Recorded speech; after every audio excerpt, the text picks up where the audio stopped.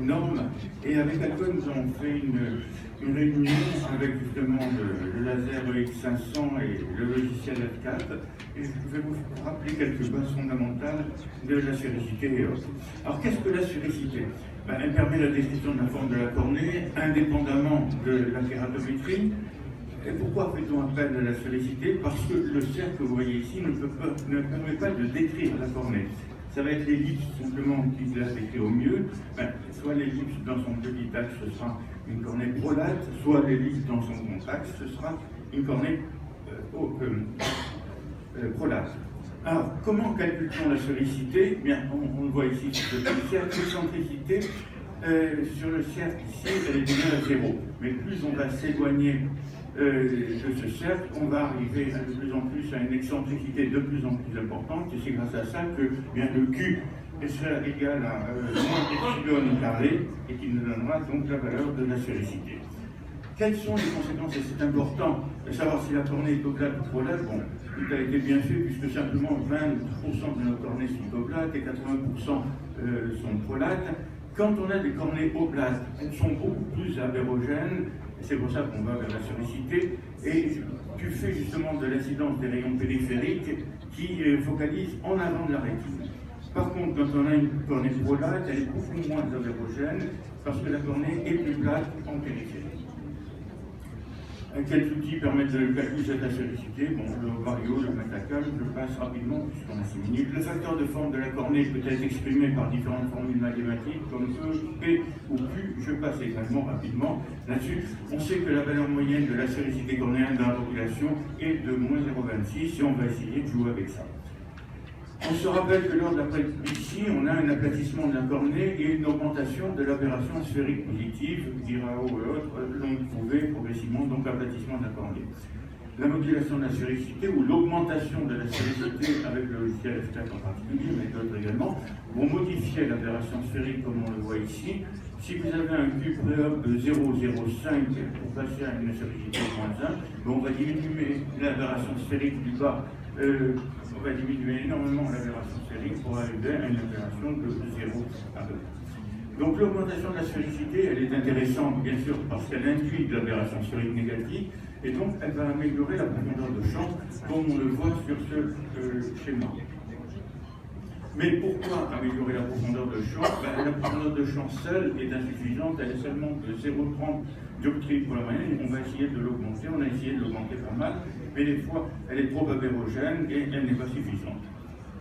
Avec David Coucou, lors de la réunion, on a décidé d'un bilan opératoire complet. Vous voyez ici l'âge, la métropie, la kératométrie, le diamètre pupulaire, le bilan optique avec vision binoculaire, c'est très important. La psychologie du patient, il faudra avoir des fiches pour ça.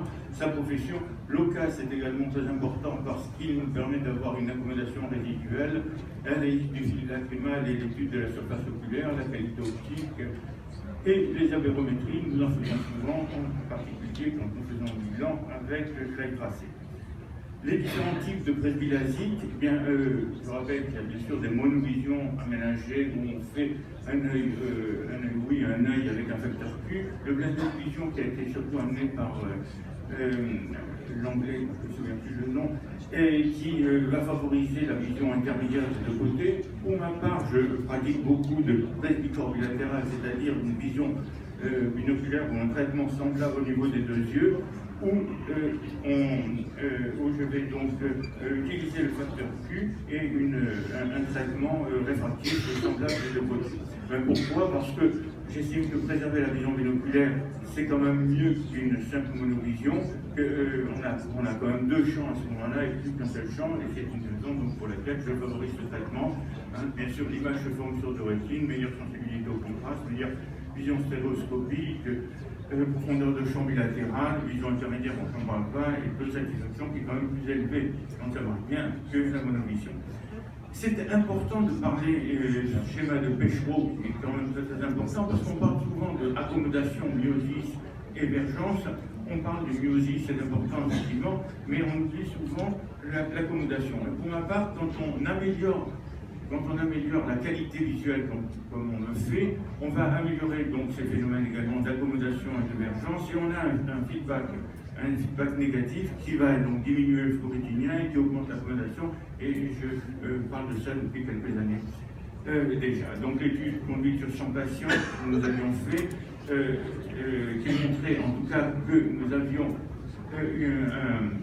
une augmentation de l'accommodation, et ceci tout à fait en accommodation, en relation avec la courbe de Duhan qui montrait qu'à 50 ans, on devrait avoir au moins 2 dioptries ou 2 dioptries et demi si le cristallin ne s'était pas endormi. Et ici, les résultats qui montrent en tout cas le changement de direction de l'aberration sphérique interne avec, pour ma part, la réactivation de l'accommodation.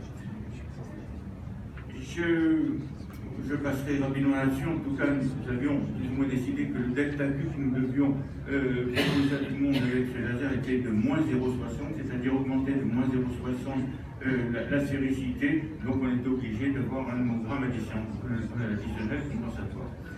Je voudrais quand même vous présenter mon intervention, parce que ça fait quasiment 12 ans que j'ai été opéré, donc ça fait quand même pas mal de temps, j'aurais dû être opéré d'implant, ça fait pas mal de temps, j'avais dit 10e, à l'époque j'étais, presque dire quasiment un métrophe, et j'avais plus d'une 50 de dioptrie, simplement avec une aspéricité, comme vous voyez, qui était très peu importante des deux côtés. 11 ans après, ce Cathy m'avait demandé, j'ai regardé mon accommodation qui avait quand même, qui était toujours restée, elle était passée de 3 dioptries, qu'elle était passée également de 1,25 à 2,25 sur l'œil gauche.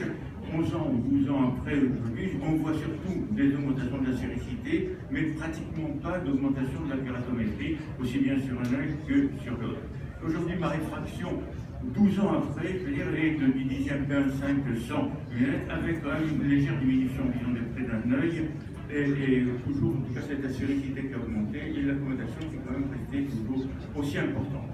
Alors, pour conclure, pour plagier un petit peu ce que disait David Tougoul sur un de ses articles, la chirurgie réfractive cornéenne est la plus logique quand même, et la moins invasive aujourd'hui pour traiter des patients de moins de 65 ans, versus un plan. De toute manière, pour ma part, je trouve que le calcul d'un plan est simple à réaliser, etc.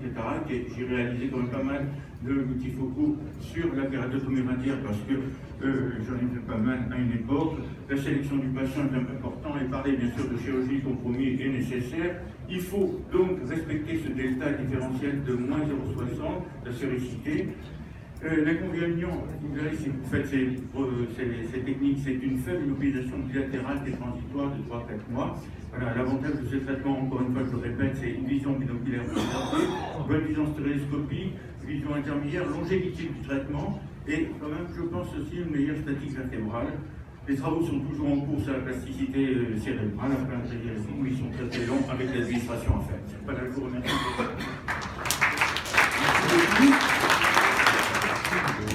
Maintenant, Nicolas Lécuyer va nous donner des facteurs prédictifs uniquement positifs.